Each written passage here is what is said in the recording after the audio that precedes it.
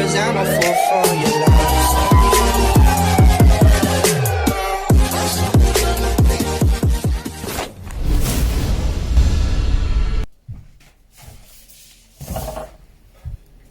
Hello guys, नमस्ते। So मेरो नाम चाहिँ दिपेन्द्र खतिमगर हो र म अहिले ब्रिटिस आर्मीमा करेन्टली सर्भिङ छु। मेरो साथीको ब्लगहरू पनि हेर्नुहुन्छ होला हजुरहरूले, सन्देश थापा मगरको एन्ड मेरो गुरुजीको होइन, सो मिङमार गुरुजीको ब्लगहरू हेर्नुहुन्छ होला। उहाँहरूकै भिडियोहरू हेरेर चाहिँ के कसरी चाहिँ मैले पनि हेल्प गर्न सक्छु तपाईँहरूलाई होइन, जसले चाहिँ भर्ती देखाउन लाग्नु भएको छ अथवा भर्ती देखाइरहनु भएको छ। कतिपय कुराहरू चाहिँ तपाईँहरूलाई सजिलो होस् होइन, आफ्नो जर्नीमा चाहिँ सजिलो होस् भनेर चाहिँ यो भिडियो मैले बनाएको है त।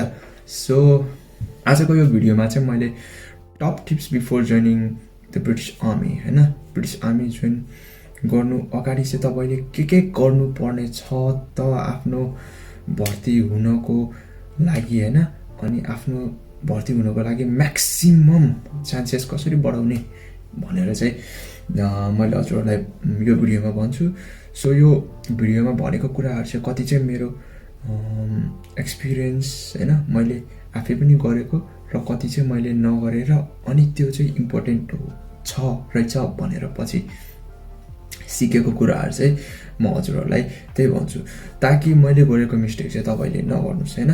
अनि मैले गरेको राम्रो कुराहरू होइन त्यो चाहिँ तपाईँहरूले लिनुहोस्, सो द्याट तपाईँहरूलाई चाहिँ एकदमै हेल्पफुल हुन्छ भनेर चाहिँ मैले यो बनाएको छु। सो आई होप यो भिडियोले चाहिँ तपाईँहरूलाई एकदमै हेल्प गर्छ होला। सुरुको टिप्स भनेको चाहिँ visit the authentic website. British आर्मीले चाहिँ होइन, जसले चाहिँ हामीलाई भर्ती गराउँछ, सो उनीहरूले चाहिँ आफ्नै वेबसाइट छ उनीहरूको चाहिँ। सो उनीहरूले त्यो वेबसाइटमा चाहिँ भर्ती हुनको लागि के चाहिन्छ, कस्तो डकुमेन्टहरू चाहिन्छ, रजिस्ट्रेसनमा रिजनलमा कति हेभिङ हान्ने होइन, कति सिटअप हान्ने, कति किलोमिटर, कति टाइममा रनिङ हान्ने, त्यो सबै। अनि सेन्ट्रल सिलेक्सनमा के हुन्छ, कसको नाम आयो है, को सिलेक्ट भयो, कसको नो एप्लाईमा नाम आएको छ अर्को सालको लागि भनेर सबै त्यही वेबसाइटमा हुन्छ। सो प्लिज प्लिज प्लिज यो वेबसाइटमा चाहिँ भिजिट गर्नुहोस्, त्यो चाहिँ डिस्क्रिप्सनमा तल छ।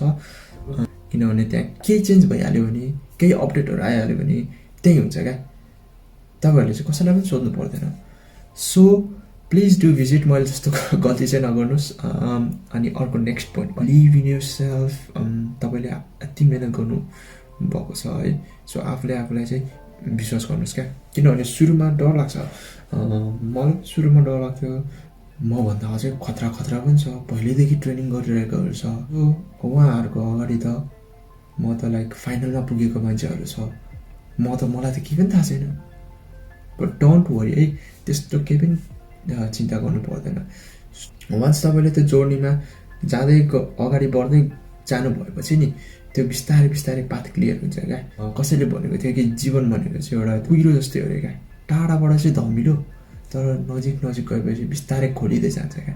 सो डोन्ट वरी है, इन्फर्मेसन चाहिँ खोज्नु पर्यो है त्यो वेबसाइटबाट जुन चाहिँ तल दिएको छ, अनि त्यही अनुसार प्रिपेयर गर्नुभयो भने तपाईँले सही ठाउँबाट सही ज्ञान लिनु सक्नुभयो भने र सही ट्रेनिङ अनि तपाईँले सही सङ्गत गर्नुभयो भने, सही व्यक्तिबाट तपाईँले सहयोग लिन सक्नुभयो भने चाहिँ एकदमै राम्रो हुन्छ। सही व्यक्ति भन्नाले चाहिँ जो चाहिँ भर्ती भइसकेकोहरू छ होइन, सो तपाईँको साथी हुनसक्छ, तपाईँको आफन्त हुनसक्छ।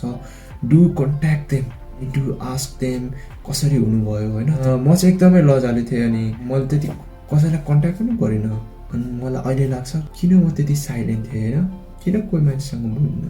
So don't do that mistake है, यो पनि मैले गरेको चाहिँ मिस्टेक। सबसे सुरुमा फोकस गर्ने भनेको चाहिँ रजिस्ट्रेसन फर्म हो, किनभने रजिस्ट्रेसन फर्म राइट भएन भने तपाईँ बाँकीको स्टेजहरूमा त पुग्न सक्नुहुन्न नि त होइन। र सो के गर्ने भन्दाखेरि नेक्स्ट टिप भनेको चाहिँ सो लक्ष्य आफ्नो होइन, गोल आफ्नो भिजनहरू सेटअप गर्ने हो। सो तपाईँले के कम्प्लिट गर्नु पर्दो रहेछ त रेजिस्ट्रेसनको लागि भनेर चाहिँ तपाईँले त्यो वेबसाइटमा गएर हेर्नुहोस् अनि सबको पोइन्ट बनाउनुहोस् होइन पहिला कम्प्लिट गर्दै जानुहोस् कम्प्लिट मानौ रजिस्ट्रेसनको लागि 6 हिप जान्नुपर्छ अरे होइन त्यो लेख्नुहोस् ड्याडी मम्मीको नागरिकता चाहिन्छ होइन लाइक के डकुमेन्टहरू चाहिन्छ त्यो सब पोइन्ट बनाउनुहोस् होइन त्यस पछाडि चाहिँ तपाईँले त्यसलाई बिस्तारै कम्प्लिट गर्दै जानुहोस् त्यही हो गोल भनेको चाहिँ फेसको लागि लक्ष्य बनाउनु भयो सोको लागि चाहिँ अब सबै एकै दिनमा त हुँदैन होइन सो तपाईँले हप्ता लाग्छ महिना लाग्छ नि त त्यो कम्प्लिट गर्नुको लागि सो तपाईँले के गर्नु पर्यो भन्दाखेरि यो हप्ताभरिमा त्यो एउटा चाहिँ कतिवटा चाहिँ तपाईँले यो हप्ताभरिमा होइन आफूलाई ट्रेनिङ गर्नुहुन्छ अथवा कतिवटा चाहिँ कम्प्लिट गर्नुहुन्छ होइन त्यो चाहिँ छुट्याउनु पऱ्यो क्या फेरि एभ्री डे तपाईँले त्यसको लागि के गर्नुहुन्छ होइन डेली प्रत्येक दिन के गर्नुहुन्छ त त्यो कम्प्लिट गर्नुको लागि भनेर एउटा डेली बनाउनु पऱ्यो त्यस पछाडि हप्तामा के गर्नुहुन्छ त्यो पनि बनाउनु पऱ्यो अनि त्यो महिनाभित्र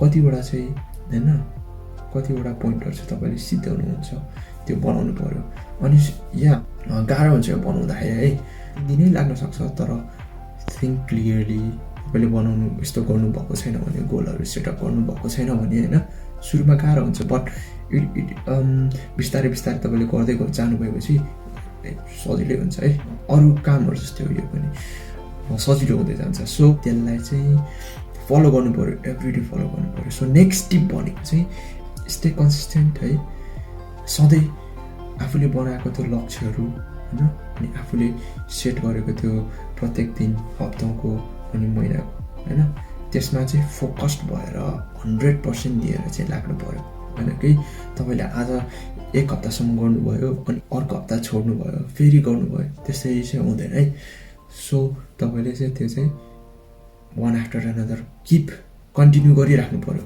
कन्सिस्टेन्सी भन्छ होइन सो कन्सिस्टेन्ट हुनु पऱ्यो त्यसमा चाहिँ त्यो वान्स रुटिन गोल आफ्नो सेटअप गरिसकेपछि अनि तपाईँले चाहिँ देख्ने ठाउँमा टाल्नुहोस् है हुनसक्छ तपाईँको बेडको अगाडि हुनसक्छ एभ्री टाइम मर्निङ उठ्ने बेला हुनसक्छ अथवा ढोकामा हुनसक्छ होइन ढोका खोल्दाखेरि एभ्री टाइम तपाईँले देख्ने ठाउँमा हुनु पऱ्यो ताकि तपाईँलाई दिमागमा स्ट्राइक होस् कि होइन मैले चाहिँ यो कुरा गर्नु बाँकी छ है भनेर चाहिँ स्ट्राइक हुन्छ सो त्यस पछाडि त्यसलाई कन्टिन्यू दिनुहोस् टाइमको चाहिँ एकदम भरपुर सदुपयोग गर्नुहोस् होइन तपाईँले रजिस्ट्रेसन फर्म भर्नुहुन्छ रजिस्ट्रेसन फर्म भरेपछि 2-3 महिना छ जस्तो लाग्छ तर त्यो 2-3 महिना चाहिँ होइन हुन्छ नि एकदम चाँडो गयो जस्तो लाग्छ क्या सो एभ्री डे काउन्ट्स होइन एभ्री डे चाहिँ तपाईँले राम्रोसँग युटिलाइज गर्नुहोस् या सबैजना कम्पिटिसनमा हुन्छ सबैले त्यत्तिकै मिहिनेत गरेको हुन्छ सो तपाईँको एक दिन एक हप्ता होइन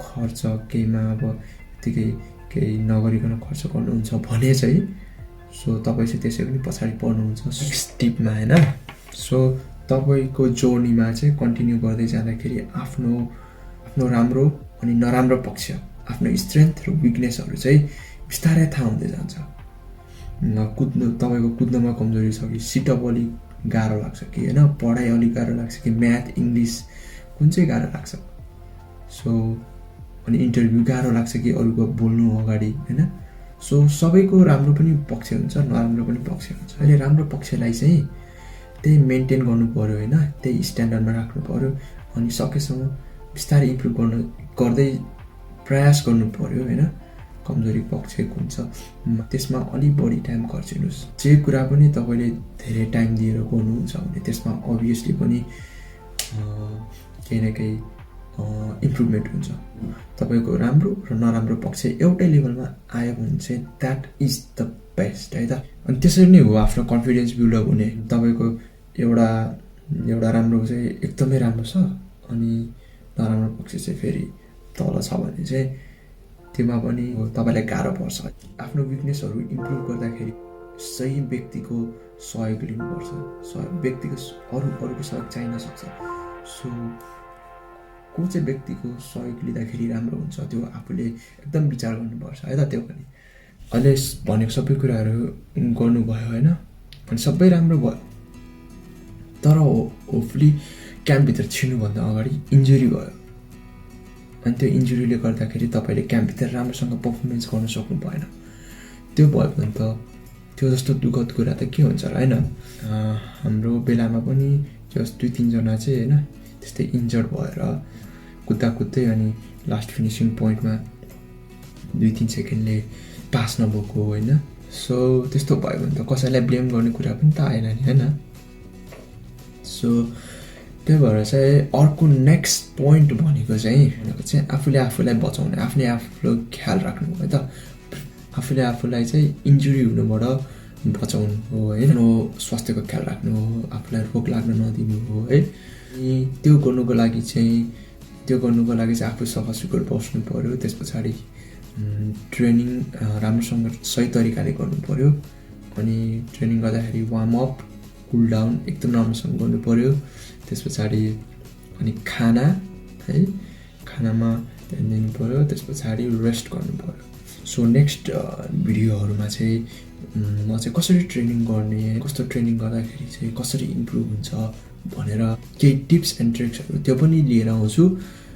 अहिलेको लागि चाहिँ मोस्ट इम्पोर्टेन्ट टिप्सहरू भनेको चाहिँ यही छ।